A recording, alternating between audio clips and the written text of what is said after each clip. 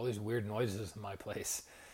Namaste, guys. ChristianRLong, Life Enhancement Consulting, giving you a big and beautiful shout out on this Thursday evening here in Denver, Colorado. It's about 6:30 p.m. Mountain Time. I just want to jump on real quick and do a stream for you guys, add some value before I close out my day. Avani, Namaste. Welcome, welcome, welcome. Stephen, Namaste. Welcome, welcome, welcome. And so, as you guys know, we talk about three major topics: energy, healing, meditation, and practical spirituality on these live streams. And how much you want to bet that whether you're an energy healer or not, each and every one of us do this at the end of a very long day at work. You want to guess what that is? We get up in the morning, we put our clothes on, we're all fresh, bright and shiny, we smelling good, we're looking good, our hair's in the perfect place, our makeup's in the perfect place, everything is beautiful with our clothes, right? We go to work, we grind it out for 8 hours, 9 hours, 10 hours, 11 hours, 12 hours. We're mixing it up with people. We're having highs, we're having lows, we're feeling stress, we're feeling enthusiasm. All these different energies are mishing and mashing throughout the day, right? Gil Marie, Namaste. And then guess what? We come home, and what is one of the very first things that each and every one of us do at the end of a long day at work? We take off our clothes, right? We take off our shirt, we take off our blouse, we take off our workout gear, we take off our dresses, our skirts, whatever it is that we're wearing that we started the day in, and we take it off, we put it in the hamper, or we throw it on the floor, depending upon how you roll, and then we do what? We put on comfy clothes. Now here's the interesting thing. Whether you're an energy healer or not, each and every one of us intuitively do that. Why? Because we are sensitive to energy, and energy of all kinds gets impregnated into our clothes. So you wake up in the morning, you have clean clothes that have been run through the cycle, right? Laundry, releasing some of the disease, congestive stress energies from that wear. Then we put on fresh, clean clothes. We interact with the world. We absorb stress. We absorb anger. We absorb fear. We absorb maybe smoke energy, maybe drug energy, maybe we're interacting with patients as a medical doctor. We have our lab coat, right? Our lab coat, we're a veterinarian, we have a lab coat. We're a tech, we have a lab coat. Fernando, Namaste. So we're absorbing the energies throughout the day, right? Then at the end of the day, we want to remove those disease-congested energies from our system. So we take off our clothes, we put it in the pantry, or we throw them on the floor, and then we put on fresh, clean clothes again. So regardless of whether you're an energy healer or not, we are sensitive to those energies. Now, here's where it gets interesting, right?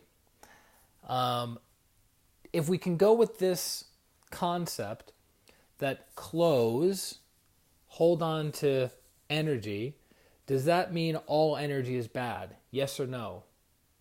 No.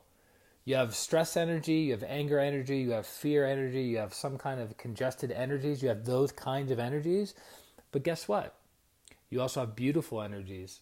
You have energies of love, of sweetness, of inner peace, of gratitude, of high vibrational energies. Yes? So, within the world of pranic healing and Hatha yoga over the many years, Seth, Namaste, we are taught that when we go to our Hatha yoga retreats or we go to certain healing classes, to bring with us fabric, material, clothing that we can get blessed, and then when we wear that blessed item, when we meditate, it's infused with what? High vibrational energy that improves the quality of our meditation. Does that make sense? So if you want to deepen your meditation experiences each and every time, you get a meditation shawl, you put it on your body, right? You meditate, and then guess what? Those divine energies from your meditation practice go into the fabric, just like when you wear your clothes, you go to work and you interact with the world and it picks up congested stress energies. When you come home, you intuitively take those off. So we're doing the opposite. We're generating beautiful, high vibrational energies and impregnating those energies into a physical object, right, that we can wear. So every time you put something that's blessed or something that's holy on you and you do your meditation practice, instead of taking 5 to 10 minutes to get into stillness, stillness is like that. Is this making sense?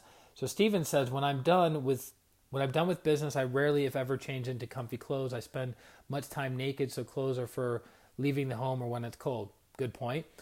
Got you on the unforeseen counterexample. Even a mile above the sea level is still more comfortable naked. Sorry for the visual, but I wanted to get to the point out there, exceptions of your wording. Gotcha.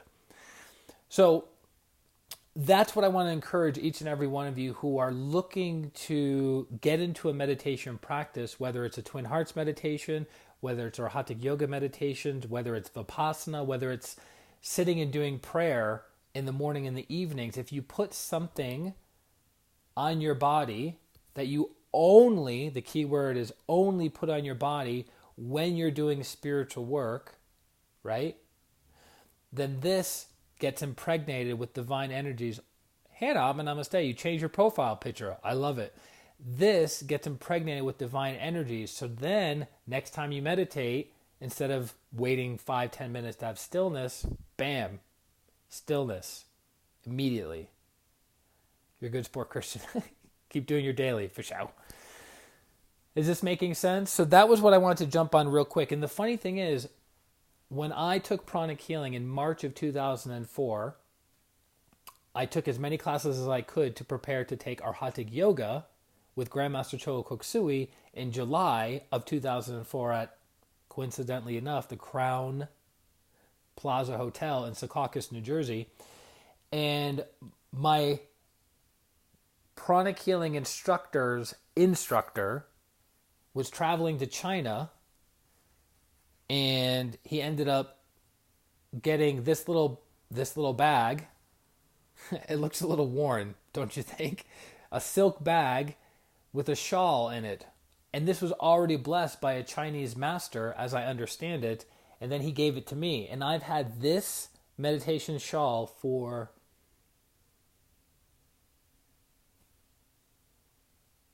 15 years. This meditation shawl for 15 years. And this has been blessed by Master Choa, another master. It's been blessed by all the masters. Most all of the masters in pranic healing. And then also blessed in my own meditation practice. So whenever I meditate, and there's a certain way to wear the shawl, I'm not going to go into the details of that. I'm here just to plant seeds within your consciousness, and how your consciousness chooses to play out that information is entirely up to you. If you want to know the higher levels, then learn pranic healing, learn Arhatic Yoga, and then you could be like a bunch of us wearing our shawls, right?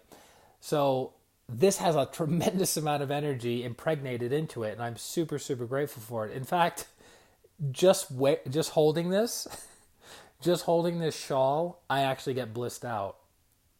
Like I'm like meditating as I'm talking to you right now, holding the shawl, because there's so much energy in it. It's pretty intense. It's like, so again, our earlier example, you go to work with certain clothes on, you pick up stress throughout the day, you intuitively come home and take off your clothes and put them in the hamper or on the floor, right? Because they're holding on to congestion. We're reversing it. Whenever you do spiritual work, whenever you pray, whenever you meditate, wear something. Jenny, Atma Namaste, wear a shawl each and every time that you do it. And then this, Yuvi, Atma Namaste, I haven't had you on a live stream in a while. This gets impregnated with divine energy, with spiritual energy that you can tap into on a regular basis whenever you're wearing it or even holding it. So, do you guys have any questions, comments, concerns, clarifications about what we just covered? For those of you who are looking for healing, feel free to go to ChristianRLong.com. It's my website, has all the information. There's more information on that website than even my mother knows about. Eric, Atman Namaste, how's the barbecue business going? It's getting ready, right? Super Bowl and all that should be going super well. Ted, Atman Namaste, good to have you back on. But if you're in need of healing, go to ChristianRLong.com, sign up for a free 30-minute consultation, which I always add value, no matter we have 5 minutes with each other, 30 minutes with each other, or a lifetime with each other. Alyssa, Atman Namaste, good to have you on. Let me know how I can assist you in your healing process with a free 30-minute consultation. Or if you say, you know what, Christian, I already know what I want healing on. I'm ready to go. Then you sign up for a distant healing session. You pay right on the app, and then I get the notification with our scheduled time to meet with each other, FaceTime, Zoom, Skype, however we roll. Hannah says, no, but later can you send me videos you've done on karma or the narcissist, please? Thank you. Ah, yes, the narcissist. So it's funny you brought this up, Hannah. So one of my mentors and I were talking about narcissism last week, and it seems to be one of the qualities of narcissism is physical violence. That's what makes narcissism so terrifying to men and to women, is narcissism is connected to physical violence or maliciousness, which is actually in the basic chakra at the tailbone. So people who are mentally violent, the energy is different. If they're emotionally and verbally violent, the energy is different in different parts of their energy body, right? But when somebody becomes physically violent, it's called maliciousness. And that malicious energy is impregnated and stored in the basic chakra of somebody. So somebody who's narcissistic has low self-esteem, low self-worth, negative pride, and violence within their system, right? So something to look out for, something to stay away from. But many people have narcissism. You have mild, medium, and high levels of narcissism. But ultimately, every form of narcissism has physical violence attached to it. So Stephen says, keep all spiritual items, including meditation, clothing, clean, and clean energy places. Yes. So the thing I'll leave you with that Stephen helped to tie together. So when you wear clothes and you go to work and those clothes get stress energy from interacting with your coworkers, employees, suppliers, vendors, etc., you come home and you throw those clothes in the hamper to get cleaned. When it comes to spiritual things, if you have a meditation shawl, a meditation cushion, a meditation shirt that you wear that you want to be impregnated with divine energy, when you're not using that shawl, meditation cushion, or meditation shirt, you want to put it away somewhere and wrap it in silk. You put it away somewhere and you wrap it in silk. Why? Because silk insulates energetically, right? Because think about it. You have a spiritual object that you wear when you meditate, yes? Now, see, we're going into the finer details of this. You're wearing a spiritual object when you meditate. You're done meditating and then you just throw your meditation shawl, scarf, shirt, whatever, off to the side in an environment that is maybe not so clean. And then guess what? That meditation shawl, shirt, what have you, absorbs those energies as well. So in order to protect the thing that you're using to become more spiritualized, you shield it with silk. Does that make sense? Like a silk pouch, a silk bag. Yeah. Something you can put it in. Protect it, shield it. Make sense? Those are the basic pranic healing, energetic hygiene 101 when it comes to your meditation shawl or shirt. Jillian, Atman Namaste. Good to have you on as always. You're a regular now. Congratulations. So that's it. If you have any other questions, comments, concerns about what we covered in tonight's topic, feel free to direct message me. I'll do my best to get back to you within 24 hours. Hannah had a great idea for a topic of karma and narcissism, which I don't know if we can tie those both together in a comprehensible way, but we'll see what we can do. So Hannah says, for me, not physically violent, just manipulating and scamming and controlling. Right, so it's not necessarily narcissism, because narcissism always has physical violence connected to it. Someone just stole a lot of money from me and scammed me, leaving me without a business. He hacked me and stopped paying clients, getting what they paid for me leaving to pick up the pieces. Thank you. Anything you send, help me heal and move past this. Okay, you ready? So guys, this is a stream for what? Energy healing, meditation, and practical spirituality. So we're going to integrate a practical spirituality technique right now in real time. So the number one thing that we have to do when somebody wrongs us, whether they wrong us in our relationships, whether they wrong us in our finances, whether they wrong us in friendships, whether they wrong us in stealing intellectual property, physical property, whatever it is that they do to wrong us, the very, very, very first thing that we have to do is forgive them. The very, very, very first thing we have to do is forgive them. Now, does that mean we don't take the necessary action if that person wronged us? No. What I mean by forgiveness is internally forgive. Because when you don't internally forgive, it's like an anchor attached to your energy body that you drag throughout the rest of your life. You don't want that anchor. You don't want the anger. You don't want the heaviness. We should let go of it. So shouldn't we allow anger first? No. Now, is anger understandable? Yes. Is anger what the majority of the populace does when they've been wronged? Yes. But your goal is to shift as quickly as possible from anger to forgiveness. Because anger destroys the energy body. It destroys the aura, it destroys the chakras, and it negatively affects your connection to the other person. So the first thing you want to do is be still, be aware, and practice forgiveness. Practice forgiveness. What do I mean by practice forgiveness? It's seeing, okay, I can forgive this person. We're all in the process of growing. We all make mistakes. Evolution involves time, process, and lots of mistakes. I've had my share of mistakes and learned from them. This person can learn from them too. I've hurt people in the past, consciously or unconsciously. This person currently hurt me, consciously or unconsciously. Okay, so it's about understanding. When you understand why somebody does what they do, it's easier to forgive and to let go. Meaning, we all make mistakes. Meaning, you've hurt people in the past, right? Unknowingly or knowingly, yes? And realize that this person is hurting you right now, knowingly or unknowingly. And it's like, all right. Here's another thing. Most people don't like to hear this. But you're on here to what? To learn, to grow, to heal, to move forward. This is part of that. All suffering is deserved, without exception. I'll say that again. All suffering is deserved. And you go, well, what does that even mean? Look, if you plant tomatoes, like a tomato seed, do you get mangoes?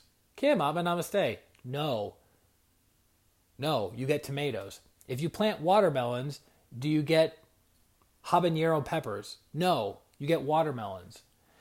So if somebody did something to cause you pain, sorrow, and suffering, mentally, emotionally, physically, or financially, is it fair to say, through the law of karma, is it fair to say that you planted that seed in the life of somebody else? Jeanette, good to have you back on. Is it fair to say that you planted that seed in the life of somebody else, and this is simply the materialization of that seed? Is it fair to say? So the first thing is like, whoa, okay. So this bad thing happened to me. The reason this bad thing is happening to me is because I did something similar to somebody else at some point in time. Maybe this lifetime, maybe not this lifetime. Okay. So what does that mean? Aha. Confronting but true, exactly. So what does that mean? Okay, aha. So I just neutralized some of my negative karma. I stole from somebody previously somebody just stole from me currently, Cody, namaste. Karma is neutralized. Whoa. I just neutralized my karma. When your karma is neutralized, what does that allow you to do? To move forward. You cannot move forward if your karma is not neutralized. Make sense? And if you forgive and realize, whoa, that person didn't do it to me on purpose. They did it to me as my karmic lesson. And now they're going to have to suffer as well because of the karma they just generated. Whoa, so I forgive. I have gratitude for the lesson to move forward. And I have compassion for the person. Because what they just did to me is going to come back to them many, many times. Ooh, this doesn't feel good. And they're going to have to suffer that much more because of what they did to me. Okay. But what is the tendency that we have among the ordinary populace? We feel entitled to be angry, to be upset, to be mad, to hold a grudge, to be bitter, to be resentful. Let me ask you a very simple question. How does that benefit you? Somebody did you wrong. You're going to hold on to that anger as long, as intense as possible. How does that benefit you? It doesn't. The person who did you wrong was a lesson for you. And I can almost guarantee you, almost, not 100%, I can almost guarantee you that the person who did you wrong completely forgot about it. Because they did it either consciously or unconsciously, and you're just another person in their day, right? But you holding on to anger, bitterness, resentment does nothing to resolve the issue, right? And it only causes you mental suffering, emotional suffering, physical suffering, and financial suffering. So this is what we talked about earlier in the stream about inner forgiveness. So inner forgiveness, listen guys, this is a super important point. Inner forgiveness for all. No matter what somebody did to you, inner forgiveness for all. It does not mean you're condoning their behavior, and it does not mean you're supporting their behavior. You simply forgive the other person for your own healing. That's the first step. So inner forgiveness for all, outer forgiveness for most, but not all. Outer forgiveness for most, but not all. Meaning, somebody did you wrong, and you're like, oh, I don't want to hold on to this anger. Okay, I forgive you. We all make mistakes. I get it. Then you take necessary legal action if need be, right? You take necessary legal action if need be. But you come from a place of forgiveness, inner peace, happiness, gratitude, and compassion while, right, enforcing the law. But if you're going to be like this, vigilante, it's just going to destroy your life, your relationships, and your family. Not worth it. So Hannah says, thank you. You speak the truth. I'm on a lower energy that wants to be angry and revenge and for him to have self-awareness. By the way, you can't force people to have self-awareness. It doesn't. Yes. Robin Miles and I just said that. We need to move on and find peace. Correct. 100%. Yes, he said he has peace from stealing from me and my families and my community. I'm not at peace. Yeah. So think about that. You allowed another person to take away your peace. Right? You allowed another person to take away your peace. Am I saying it's easy to forgive? No, not in all cases. But is it necessary to forgive? Yes. Is it therapeutic to forgive? Yes. Do you have to forgive eventually? Yes. So why not do it now? Why wait 6 months to forgive? I'm going to be angry for 6 months. I'm going to be entitled to bitterness and resentment and fear and aggression. Or you can just go, all right, it's done. Fine. He took advantage of us, hurt us financially, emotionally. Great. Got it. Okay. Disconnect. May you be forgiven. May you be blessed. May you be healed. May your life move forward. Believe me, guys, when I say this, we talk about this a lot. Whatever I'm sharing with you, I've done many, many, many times. So I'm speaking not from theory, but I'm speaking from a tremendous amount of experience. Grandmaster Choa Koksui says, suffering develops compassion. So if you've had a lot of suffering in your life, you know how to develop compassion not only for yourself, but compassion for others and all sentient beings. It's all good. So the person who did you wrong, they did you wrong. Being angry, not going to solve it. Being fearful, not going to solve it. Being bitter, not going to solve it. Forgiving, letting go, and moving forward, that will solve it.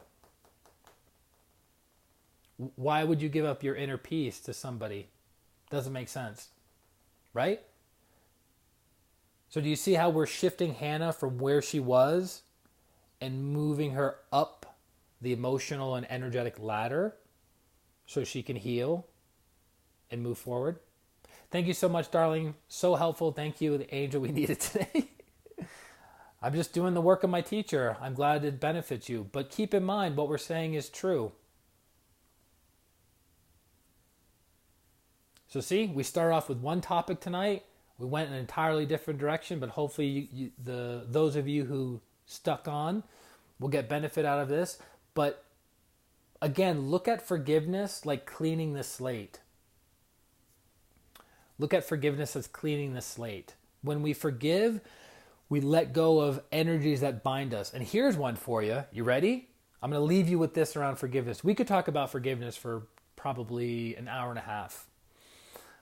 But we're not going to put that time in today. Sorry, I hijacked your video. Not at all. People will get benefit out of this. So this is your good karma. Because of your question, because of your vulnerability, you're creating space for other people to watch this who might be having problems with somebody or some buddies in their life. So you just generated good karma for yourself and your family. Win-win.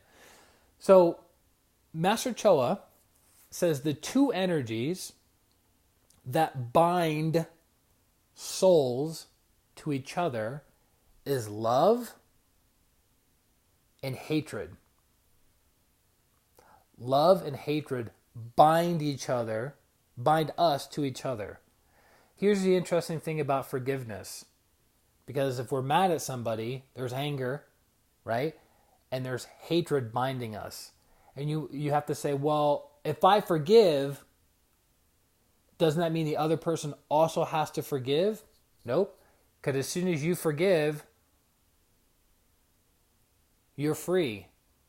The other person can stay angry with you, upset, hold on to a grudge for the next 20 years, but you're free. Does that make sense? So you don't need two people to forgive in order for you both to move on, right? If both of you forgive, both of you can move on. But if only one of you forgives, the person who forgave can move on. Again, hate binds us to each other and love binds us to each other. But the quality and type of connections are much different. So, I hope that helps.